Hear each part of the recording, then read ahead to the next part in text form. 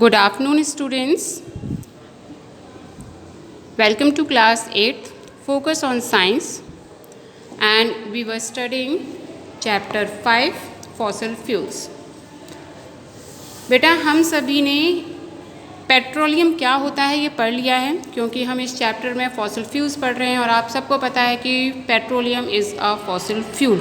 क्योंकि fuel term आ रहा है तो फ्यूल में कुछ लिक्विड ही आता है। Petroleum is a crude oil which is in the form of liquid. ठीक है, तो व्हाट इज़ पेट्रोलियम, कहाँ से ये टर्म ड्राइव हुआ, वी हैव ऑलरेडी डिस्कस। आज हम बेटा डिस्कस करेंगे how does the formation of petroleum takes place. ये पेट्रोलियम बनता कैसे है। आप सबके दिमाग में आ रहा होगा कि पेट्रोलियम बनता कैसे है। ये क्रूड ऑयल जिससे हमें इतने सारे सब्सटेंसेस मिलते हैं। तो आज मैं आपको बताऊंगी कि पेट्रोलियम बनता कैसे है। पहले मैं आपको एक्सप्लेन करूंगी and then we'll read from the book. Okay बेटा, चलिए। सो स्टूडेंट्स, आप सबको पता है कि पेट्रोलियम एक फॉसिल फ्यूल है। तो इससे ये बात तो एकदम क्लियर हो गई कि जो पेट्रोलियम है वो बनता है from the dead remains of organisms. कौन से ऑर्गेनिज्म? टेरेस्ट्रियल नहीं, ऐसे ऑर्गेनिजम्स जो सी में रहते हैं। सी में रहने वाले ऑर्गेनिजम्स से बनता है पेट्रोलियम। आप सबको पता है, जैसे मान लीजिए कि ये सी है, ठीक है, तो इसमें पानी है बहुत सारा। अब आपको पता है कि सी में बहुत सारे ऑर्गेनिजम्स रहते हैं, बहुत सारे एग्जाम्पल ले लेते हैं, जैसे ए बी सी, ये बहुत सारे ऑर्गेनिज्म है सी के अंदर। ये एक सी है।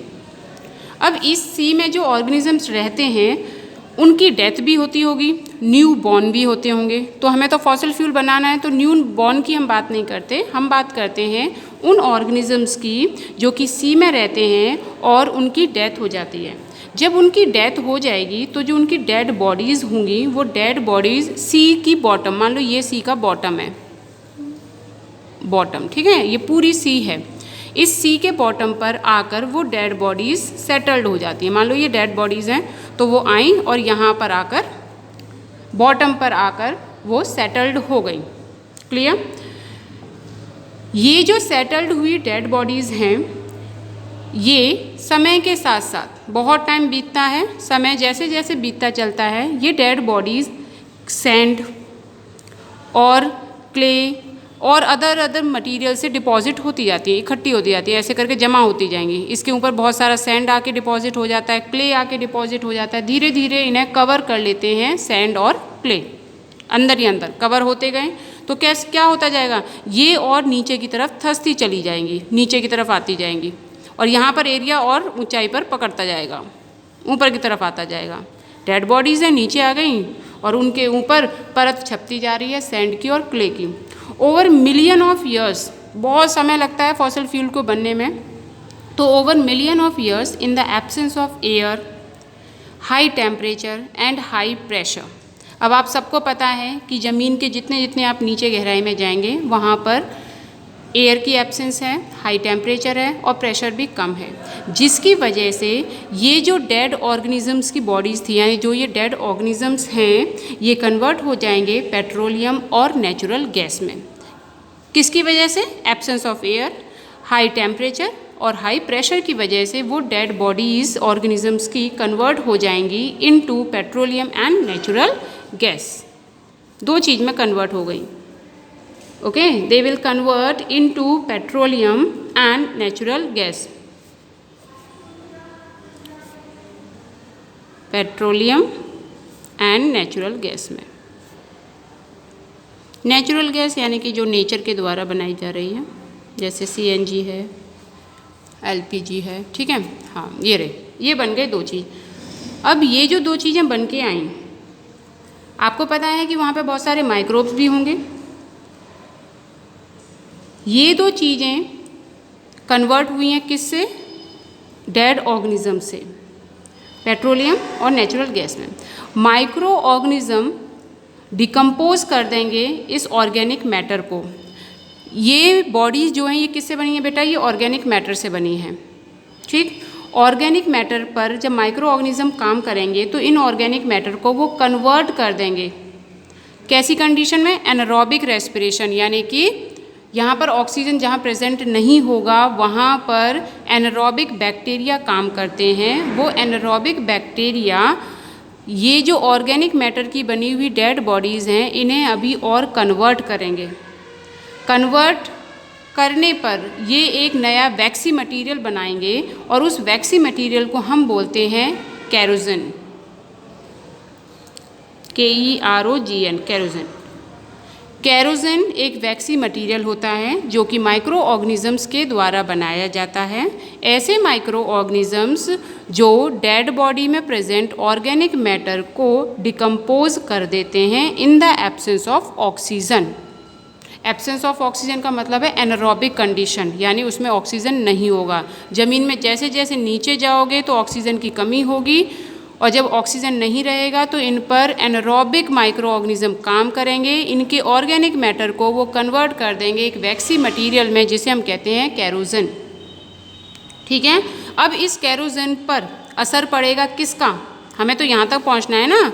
तो इस केरोसिन पर अब असर पड़ेगा हाई टेम्परेचर का और हाई प्रेशर का, तीनों चीज़ों का असर पड़ना है। तो माइक्रो ऑर्गेनिज्म का तो असर हो चुका, अब दो असर और रह गए हैं, हाई टेम्परेचर और हाई प्रेशर का। तो केरोसिन पर असर पड़ेगा हाई टेम्परेचर और हाई प्रेशर का, जिसकी वजह से वो आगे और कन्वर्ट हो जाएगा। किस में कन्वर्ट होगा? अब वो आगे चल के कन्वर्ट होगा लिक्विड में और गैसेस फॉर्म में, गैसेस हाइड्रोजन्स में, हाइड्रोकार्बन्स में, गैसेस हाइड्रोकार्बन्स में वो कन्वर्ट हो जाएगा।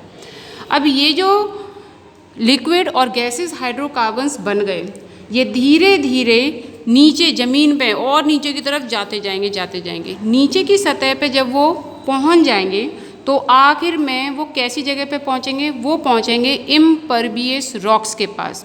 इम्परवियस रॉक्स ग्राउंड की वो सतह है जहाँ पर पत्थर हैं, और वो कैसे पत्थर हैं? Non porous.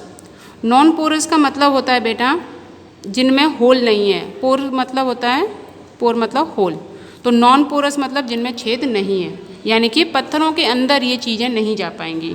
Non porous impervious rocks होते हैं वहाँ पर, उनकी लेयर में जाकर ये लिक्विड और गैसेस फॉर्म वहाँ पर पहुँच जाएगा। इम्परवियस रॉक में जाके ट्रैप हो जाता है, वहाँ पे जाके फंस जाता है इन रॉक्स में जाके। ठीक है, गैसेस हाइड्रोकार्बन्स रिमेन अबव।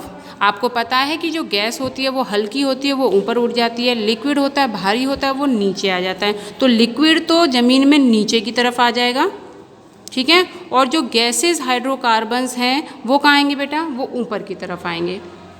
ठीक, दिस ऑयल इज़ पेट्रोलियम और क्रूड ऑयल। अब ये जो ऑयल आया ना, लिक्विड, गैस नहीं, liquid form, this is a petroleum, या जिसे हम कहते हैं क्रूड ऑयल। इसे बहुत गहरी खुदाई की जाती है, वेल बनाया जाता है और उन वेल से डिगिंग करके इसको निकाला जाता है। अब आप कहेंगे मैम ये गैस कोई प्रॉब्लम नहीं करती? बिल्कुल नहीं बेटा, गैस तो गैस है, हल्की होती है। जो भी वेल बनाएंगे, खुदाई होगी तो गैस तो जल्दी से जगह ढूंढती है, लाइट होती है तो ऊपर की तरफ उड़ जाती है, और यहाँ से अर्थ क्रस्ट में से, ठीक है, अर्थ क्रस्ट में से इस लिक्विड को यानी पेट्रोलियम को निकाल लिया जाता है। ये प्रोसेस होता है। तो अगर आपसे कोई पूछे कि पेट्रोलियम किससे बनता है? Petroleum dead remains of organisms which are present in the sea वाले जितने भी ऑर्गेनिज्म हैं उनके डेड रिमेन्स से बनता है पेट्रोलियम। ओके, आप अपनी बुक में डायग्राम देखो बेटा, और ये आपने अर्थ की लेयर्स पढ़ी होंगी, crust, mantle core, crust region पे ही होता है। क्रस्ट भी बहुत बड़ी है, ठीक है। तो देखिए डिगिंग रिंग ये रही, नेचुरल गैस पहले, फिर आता है oil.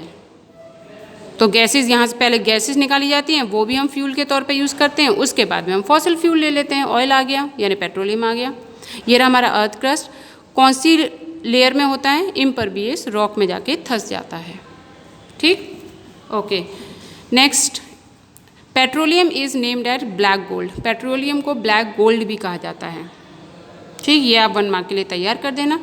The process of separating the various constituent of petroleum is known as refining and it is carried out in a petroleum refinery। मैंने बताया आपको कि रिफाइनरी में जो क्रूड ऑयल होता है, उस क्रूड ऑयल में से और भी बहुत सारे इंपॉर्टेंट सब्स्टिट्यूट को निकाला जाता है, जिसे हम बोलते हैं रीफाइनिंग। दोबारा फाइन किया जा रहा है, एक बार तो निकाल दिया गया, फिर रिफाइनिंग कहाँ पे की जाती है? पेट्रोलियम रिफाइनरी में, जैसे मथुरा में है रिफाइनरी, वहाँ पर पेट्रोलियम में से अदर इम्पॉर्टेंट सब्स्टिट्यूट निकालने का काम किया जाता है। वहाँ पर कोई पेट्रोलियम वाला कोई कुआं नहीं है, अलग जगह से आती है और वहाँ पर उनकी रिफाइनिंग की जाती है। ओके बेटा, so homework for today's class is आप formation of petroleum and refining पढ़ेंगे and next topic we will discuss in next class. Okay students, thank you all.